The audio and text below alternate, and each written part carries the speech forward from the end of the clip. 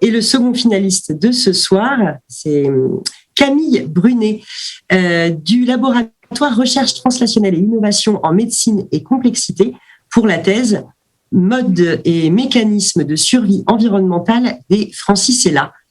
Bonsoir Camille et bienvenue à vous. Bonsoir, merci. Bonsoir à tous. Moi je vous entends, vous m'entendez. Très bien. Parfait. Vous vous sentez comment Camille ?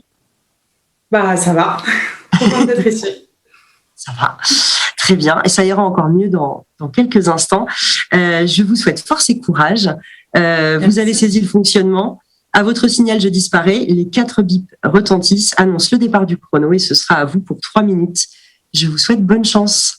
Merci. Allons-y.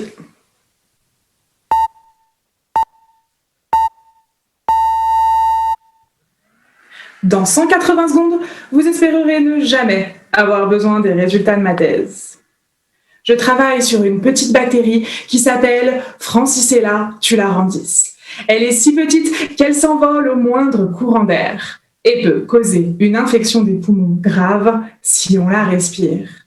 Cette capacité la classe parmi les agents potentiels de bioterrorisme, aux côtés de la peste et de l'anthrax.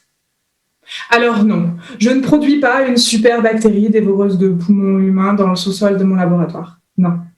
Mon travail consiste plutôt à évaluer les conditions de survie environnementale de cette bactérie. Je m'explique. Naturellement, Francisella tularensis est portée par les lièvres. Mais ces lièvres, même malades, ils continuent à vivre leur vie de lièvre, dans les prairies et les forêts. Et un jour, ils meurent. Leur déjection et leurs cadavres contaminent donc les lacs et les rivières. Et la bactérie se retrouve dans l'eau. Et elle survit. Mais pour combien de temps ?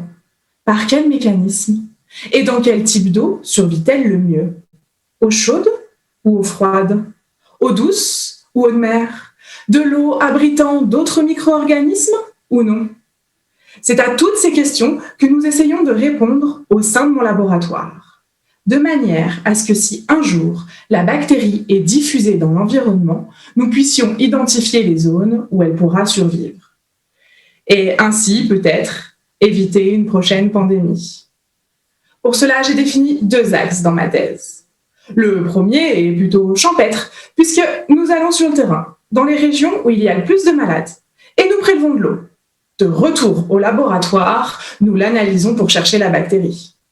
Le deuxième axe est plus expérimental. Mais attention, bactéries et bioterrorisme veulent dire sécurité plus, et déguisement obligatoire pour les expériences. Sur chaussures, charlotte, masque, combinaison hermétique, double gant, tout ça dans un laboratoire sécurisé. Et moi, je reproduis des mini-lacs. Enfin, des mini-lacs. On s'entend, hein, je rajoute pas la faune et la flore, non. Ce sont des bouteilles dans lesquelles je mets un peu d'eau, les bactéries, et puis je fais mes petites recettes. J'ajoute du sel, je change la température. Tout ça pour me rapprocher au mieux de ce qui se passe dehors. Et au fil des semaines, je surveille si les bactéries sont toujours là. Alors oui, moi aussi, j'espère qu'à l'avenir, nous n'aurons jamais besoin des résultats de ma thèse.